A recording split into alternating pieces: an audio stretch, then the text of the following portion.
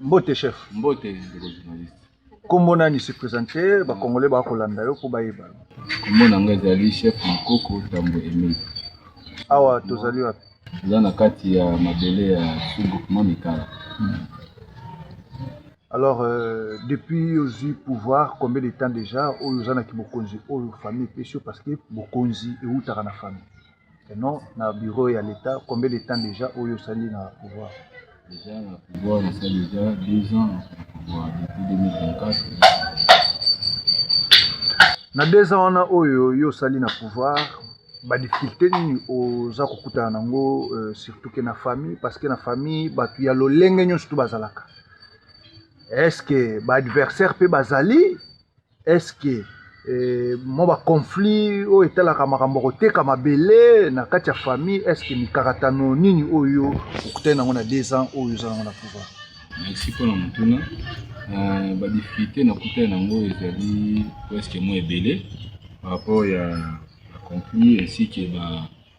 conflit familial na ba conflit ya o etali makambo mabele. Makambo etali ba conflit ya famille adversaire azalaka te. Makambo ya ndenge ezalaka opposition mutu asepelaka na esengo ya mutu azalaka te. Mutu asepelaka pe na malamu ya mutu azalaka te. Juste ini ba contestation ezalaka te na kati ya libota mutu nyonso te animaka mutu azala na kati ya bongo. Yango moni ekreaka en d'autre sorte benyango ba conflit, mais ce ne sont pas des conflits. Ce sont des conflits internes. Vous avez un cas de libota, juste kaka autour d'une table. Bande sikamoko peut kusola ko bandeni ya ko. Il y a un conflit, c'est que conflit ya mutalibanda ou tibanda ya koti na kati ya mboka, donc c'est toujours la même famille. La même famille, c'est juste la contestation. Ouais, l'ignoza là, ouais, l'ignoza. Et souka toujours na ko s'arranger. Compris mabele ezangité par rapport à nini ba ndeko oyo ba précédaka avangai na ba famille tout ça basalaka oyo esengi bango basala mutu asala ndenge na ye akoteka oyo ezalaki plus grave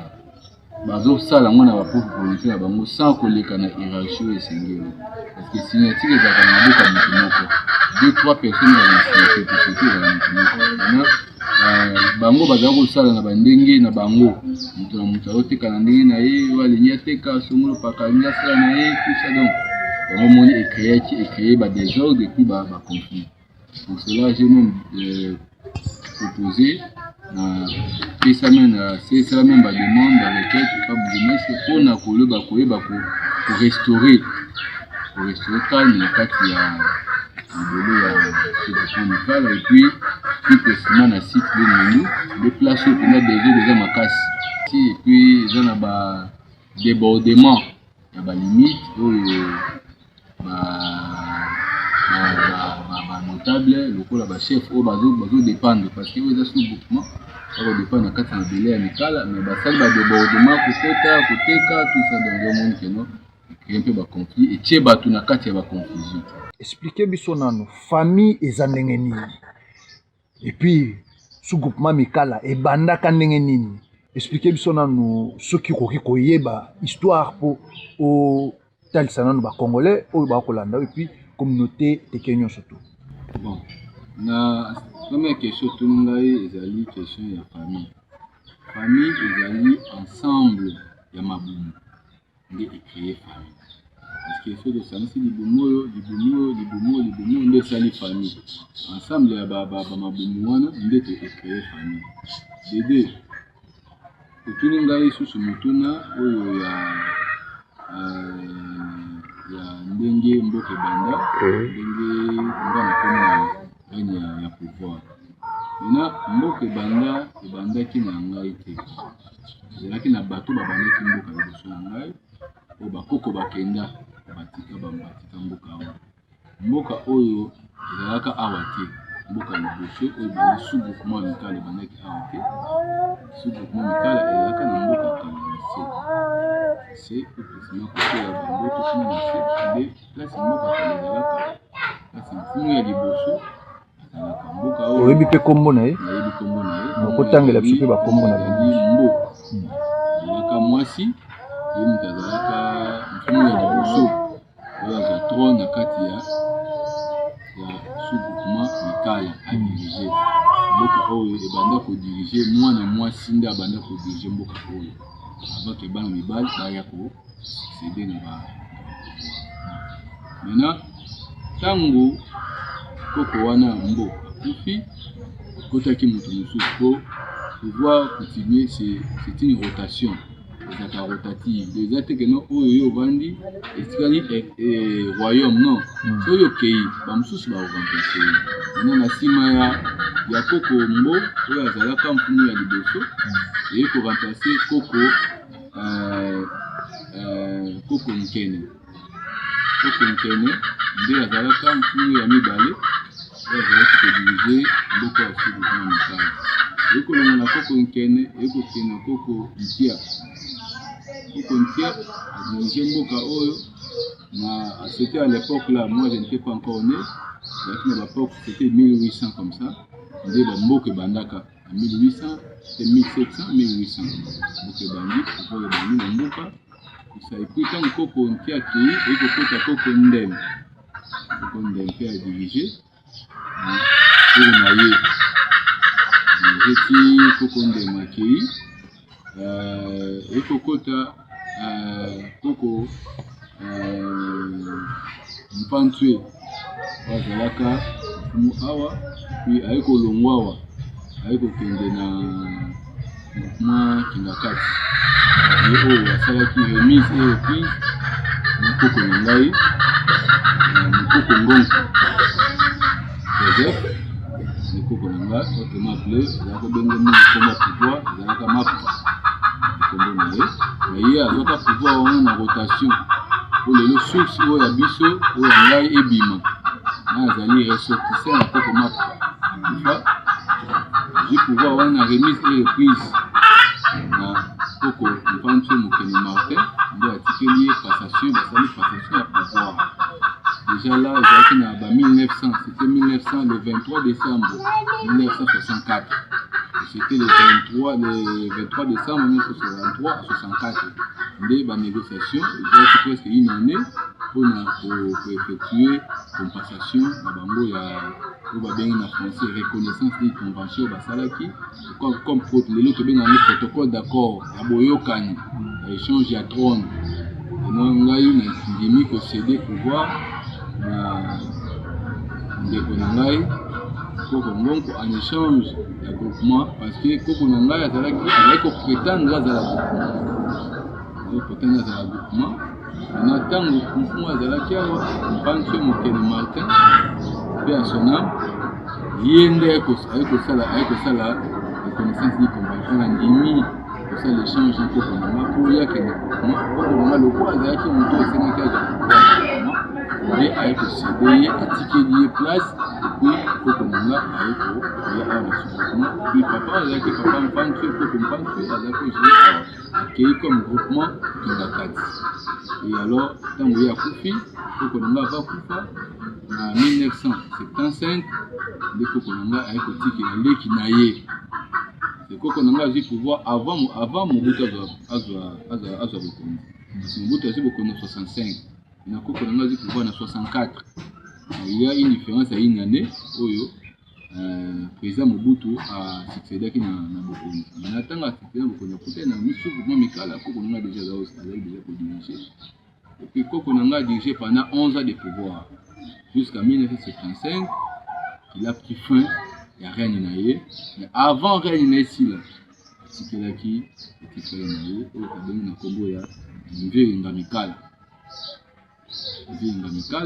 koko Mviri ye nde azalaki comme molandisi après koko na ngai ye nde azwaki pouvoir po azalaki mandaté na yaya na ye nde atikelaki ye maloba pe azalaki moto oyo yaya na ye alobaki no pouvoir nyo surtout na biloko nyo surtout na basi na ngai na bakami surtout na tiki na maboko ya leki na ngai mutawe la pouvoir na mate qui est pouvoir depuis avant de 1975 jusqu'à 1992 1997 plutôt c'était 1997 il a fait aussi son carrière il a fait aussi son carrière mais avant na kati ya dire na ya salaki il a fait aussi na ba circonstances ko ya kutana kinango ba conseil ya kutana kinango o singa kikeno na 1975 jusqu'à 1997 a commis ça 1997 on a été na pouvoir parce que pour conduire comme ça qui 1997 on a na pouvoir à salaki keno pouvoir na ye ezalaki jusqu'à 1992 c'était 1975 à 1992 et en 1992 ndeko kwa belaki continuer sa pouvoir ezala pouvoir oza pouvoir continue eza pouvoir ya l'état te soki ozo respecter des normes te oyo bakoko batiki oza toujours frappé ayaki kotala ke lokola naza na komi frappé na komi na défense moyen natika pouvoir boye eza te parce que moi j'étais le responsable po batikela ngai maloba po batikela ngai libota mais azwaki mwana nkasi na ye atiaki ye comme a joué ba faire courant comme intérim mais a joué ba faire courant tandis que hier aza malade qui ko faire sa nzoto pour que mwana a nekante ko prévoir ndenge nini oyo akokotambusa mboka mwana na ye mwana nkasi na ye ezalaki noko mokoko elolo Jean il azalaki comme mwana oyo azalaki oyo koko mvika aconfiaki pouvoir ya sous-groupement mikala pour na traiter ba affaire courante en attendant indisponibilité na ya santé donc répondre était il a tikaki à répondre na kati ya makambo ya koko ma vers 1996 comme ça nde papa noko Jean a kokufa noko Jean kokufa 1997 de koko mviri o le koko le ya koko nanga tikela ka pouvoir ay kokufa ya kokufa de famille lokola na sous-groupement mikala ezalaka clanté ba clan ezalaka te ezalaka ka juste famille parce que awa biso tozana ba clanté banda ba koko ba banda mboka oyo sous-groupement mikala tikela kozala na clanté mboka oyo sous-groupement mikala ba tikela kosala 40 jours te mboka oyo sous-groupement mikala batikala kotia pe intérim te keno intérim a exercer akamba famille jusqu'à nouvel ordre ezalaka te soki mfumu akufi batie fumu mususu akoti biso ozalaka nsisa benga coup direct tozalaka te keno mfumu akufi batie intérim po bazela mfumu mususu akota parce que mboka oyo batiaka mfumu oyo batiaka intérim ezalaka mboka oyo eza na baclan nde batiaka intérim pour que intérim wana a préparé pour clan mususu et préparer ba ndenge nini ya koya koseni ko arracher pouvoir na bango intérim a cédé à l'accepter reine ya clan oyo esili et côté reine ya clan mususu na biso awa eza makambo ya reine ya ba clan ti biso za loko ya famille loko ya mabumu meloko mabumu tomoni na kati ya sous-groupement mikala batie déjà intérim ko lobani place bon eza oyo tobengaka lokoso en vouloir trop gagnant par rapport à Moutalingi à l'intérêt personnel. Or, il a interrompu na où étali coutume, où étali droit, où étali principe, et où étali rotation, où étali makambo yo ndenge pouvoir ya sous-groupement mikala et puis ça maka. Asali eloko tobengaka intérêt personnel. Au lieu voilà la coutume, il a fait une autre chose. Il a dit ma propre intérêt personnel. Or, on a quatre sous-groupement mikala. On ne met jamais l'intérêt parce que bana bakoko batika, on n'a pas eu à faire les 40 jours. On n'a pas eu à faire les 40 jours. Depuis Koko Nanga écoute à côté na pouvoir 1964 jusqu'à nos jours, tous les lots en 2026. Na sous-groupement mikala batika là pour ça là 40 jours.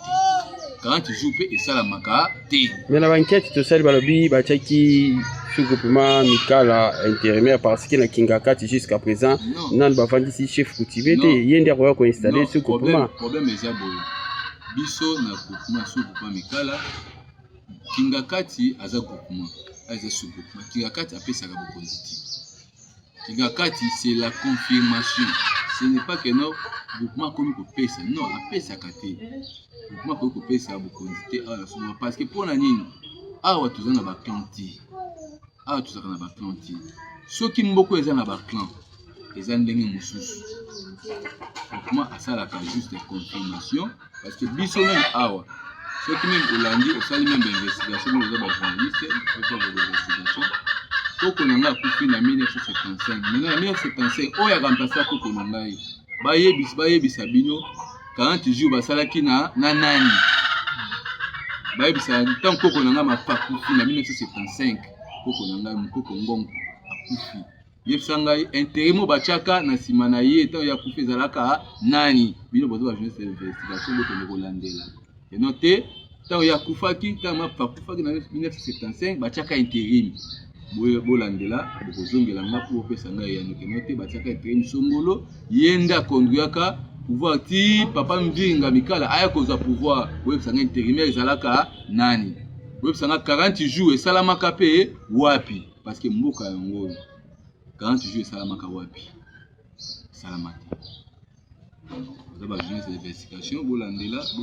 enquêter, vous tournez, soki 40 jours et salama parce que 40 jours na mboka o et salama kate, mabele oyo sous-groupement mikala 40 jours et salama kate. Mais pas groupement et salaka juste au bien en français et salaka pour représenter, c'est une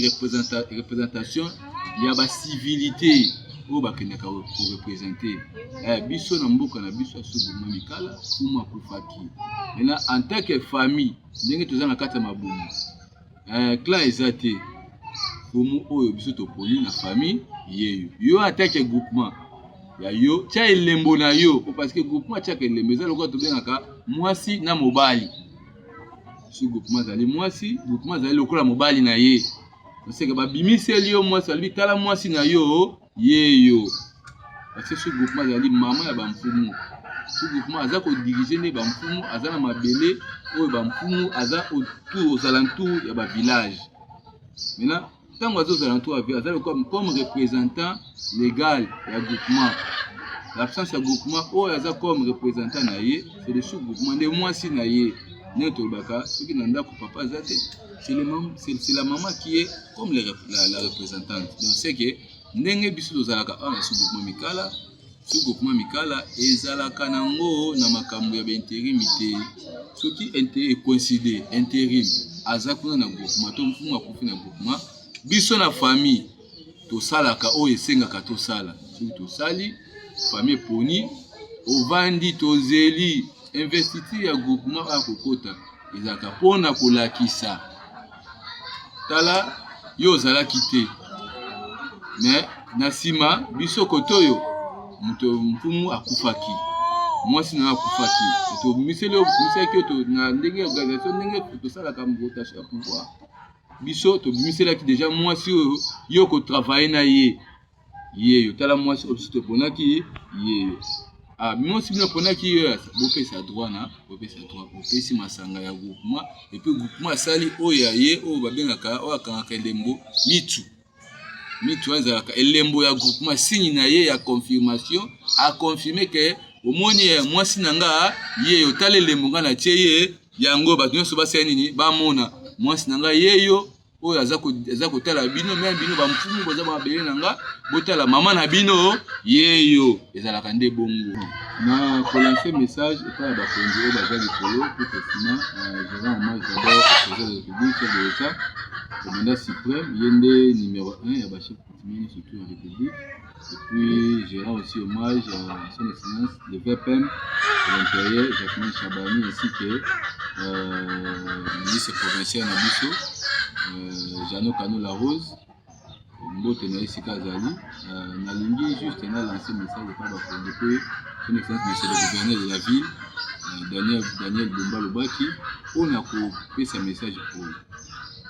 mboka oyo ya sous-groupement mikala depuis ebanda etela kozala intérim mboka oyo ya sous-groupement mikala basalaka nango mpe 40 jours et quel que soit les problèmes quel que soit circonstances eza na kati ya groupement awa bachaka intérim te